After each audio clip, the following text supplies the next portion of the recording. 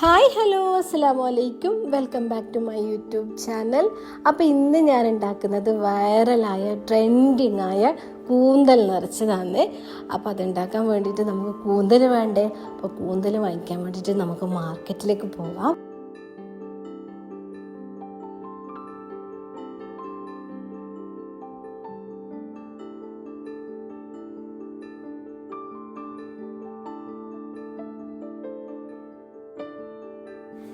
ഇതാണ് കേട്ടോ ഞാൻ മീൻ വാങ്ങിക്കുന്ന മാർക്കറ്റ്. എല്ലാ മീനും നല്ല ഫ്രഷായിട്ട് ഇവിടെ നമുക്ക് കിട്ടലുണ്ട്. അധികം ഞാൻ ഇവിടെ നിന്നാണ് മീൻ വാങ്ങിക്കൽ. അപ്പോൾ ഞാനിപ്പോൾ ഒരു പ്രാവശ്യം ഇങ്ങനെ വന്നാൽ എല്ലാ ഐറ്റംസും ഞാൻ കുറച്ച് വാങ്ങിച്ചിട്ട് വെക്കും, കീപ്പ് ചെയ്തിട്ട് വെക്കും. എല്ലാ സമയവും നമുക്കിങ്ങനെ മാർക്കറ്റിൽ വന്നിട്ട് വാങ്ങിക്കാൻ പറ്റില്ലല്ലോ.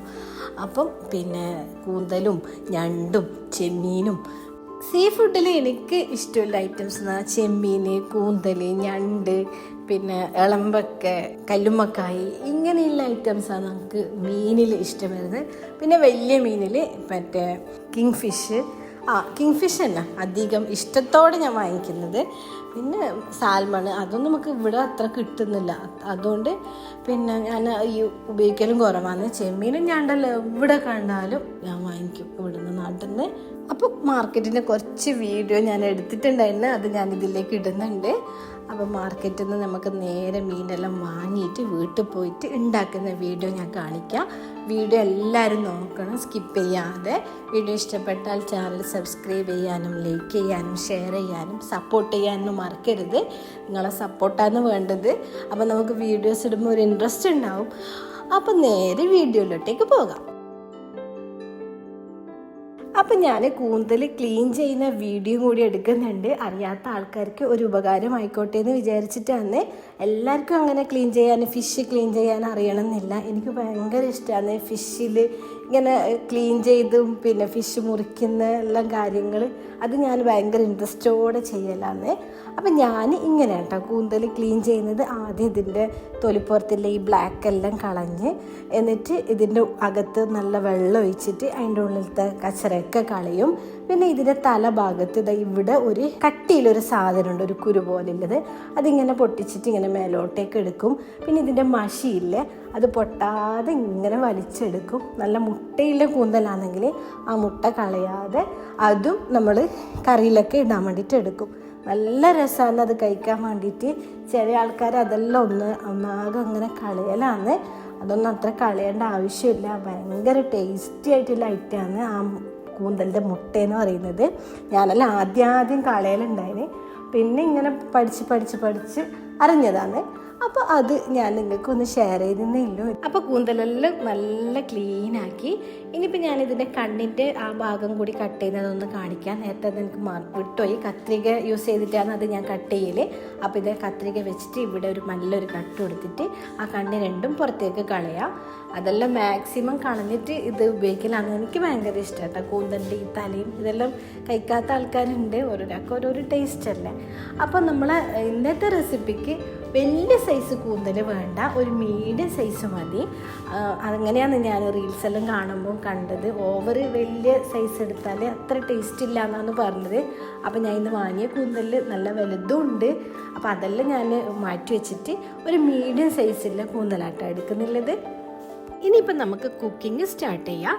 അതിനായിട്ട് ഇവിടെ ഞാൻ ഒരു 3 ഉള്ളി, ഒരു ചെറിയൊരു കഷ്ണം ഇഞ്ചി, ഒരു 3-4 അല്ലി വെളുത്തുള്ളി, ഒരു 3 പച്ചമുളക്, പിന്നെ ചിരകിയ തേങ്ങ, കറിവേപ്പില, മല്ലിച്ചപ്പ്, എന്നിട്ട് ഇതെല്ലാം ഞാൻ ചെറിയ കഷ്ണങ്ങളാക്കി അരിഞ്ഞിട്ട് ഒരു ഫുഡ് പ്രോസസ്സറിലിട്ടിട്ട് ചോപ്പറിലിട്ടിട്ട് നല്ലോണം ഒന്ന് ചോപ്പ് ചെയ്തെടുക്കാൻ ചെയ്യുന്നത്. ഏത് വിധത്തിൽ വേണം ചെയ്യുക. ചെറുതായി കട്ട് ചെയ്തിട്ട് വഴറ്റിയിട്ടെടുക്കുക. പിന്നെ സെപ്പറേറ്റ് തേങ്ങ അതെല്ലാം ഒന്ന് മിക്സിൻ്റെ ജാറിൽ ഒതുക്കിയെടുക്കുക. ഇപ്പം ഇവിടെ ഞാൻ എല്ലാം കൂടി ഫുഡ് പ്രോസസ്സറിലേക്ക് ഇട്ട് കൊടുത്തിട്ട് നല്ലോണം ഒന്ന് ക്രഷ് ചെയ്തെടുക്കുകയാണ് ചെയ്യുന്നത്. ഇനിയിപ്പം കട്ട് ചെയ്ത വെജിറ്റബിൾസ് ഓരോന്നായി ഫുഡ് പ്രോസസ്സറിലേക്ക് ഇട്ട് കൊടുക്കാം.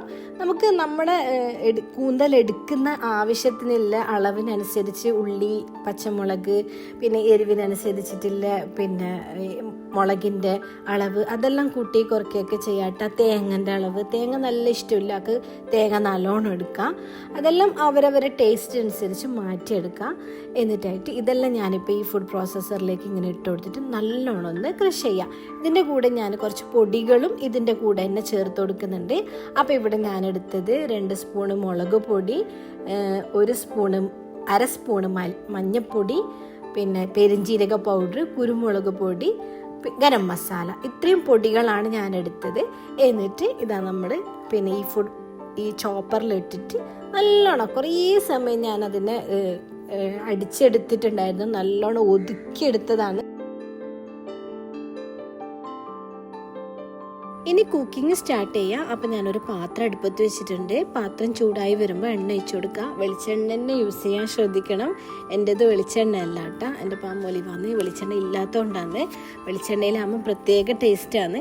അപ്പോൾ വെളിച്ചെണ്ണ എടുക്കാൻ ശ്രദ്ധിക്കുക. എന്നിട്ട് ഇതാ ഈ നമ്മൾ നേരത്തെ ഒതുക്കി വെച്ചിട്ടില്ലേ, അത് ആ മിക്സ് ഫുള്ളും ഇതിലേക്ക് ഇട്ടിട്ട് നല്ലോണം ഒന്ന് വഴറ്റിയെടുക്കുക.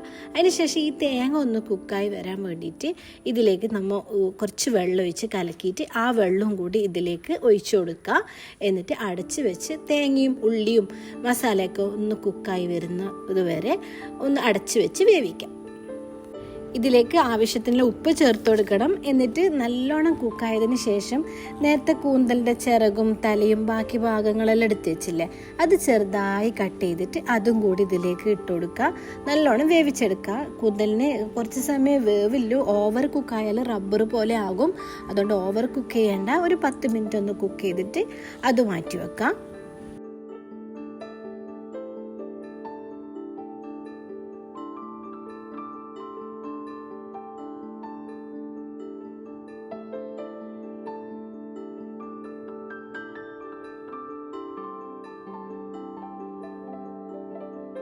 അപ്പോൾ മസാല എല്ലാം കുക്കായി വന്ന് ഇനി നമുക്ക് കൂന്തലിലേക്ക് ഇത് നിറച്ച് കൊടുക്കണം.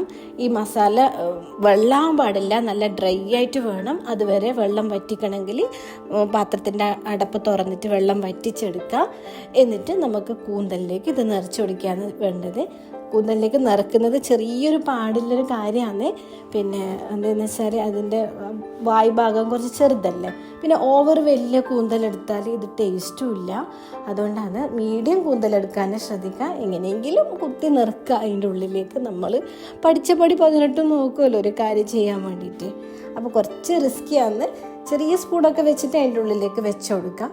നല്ലോണം അത് ഫില്ല് ചെയ്യുക. ഓവർ ഫില്ലും ചെയ്യണ്ട, കാരണം ഇത് ചുരുങ്ങാൻ ചാൻസ് ഉണ്ട്. അപ്പം ചുരുങ്ങുന്ന സമയത്ത് ആവി കയറ്റുകയാണ് ചെയ്യുന്നത്. അപ്പോൾ ആവി കയറുമ്പം ഇത് ചുരുങ്ങും. അപ്പോൾ അതിൻ്റെ മസാല പുറത്തേക്ക് വരും.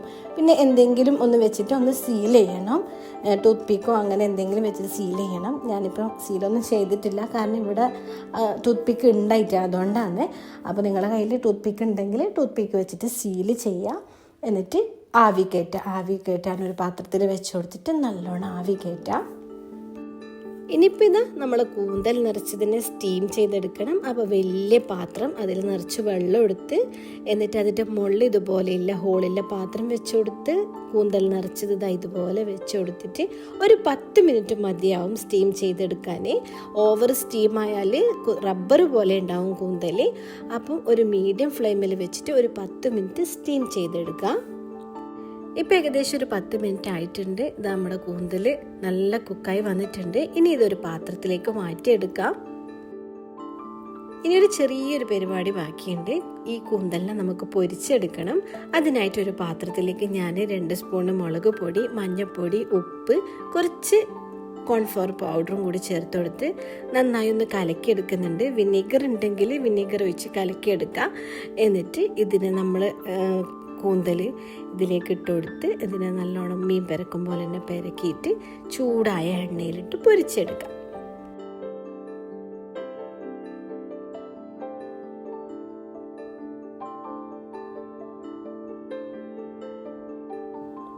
ഇപ്പോൾ ഇതാ എണ്ണ ചൂടായിട്ടുണ്ട്. ഇനി നമ്മൾ നിറച്ച കൂന്തൽ ഓരോന്നായി മുളകിൽ മുക്കിയിട്ട് എണ്ണയിലേക്ക് ഇട്ട് കൊടുക്കുക. ഇത് കുറച്ച് പൊട്ടിത്തെറിക്കാനുള്ള ചാൻസ് ഉണ്ട്, അതുകൊണ്ട് ഒന്ന് അടച്ച് വെക്കൽ നല്ലതാണ്.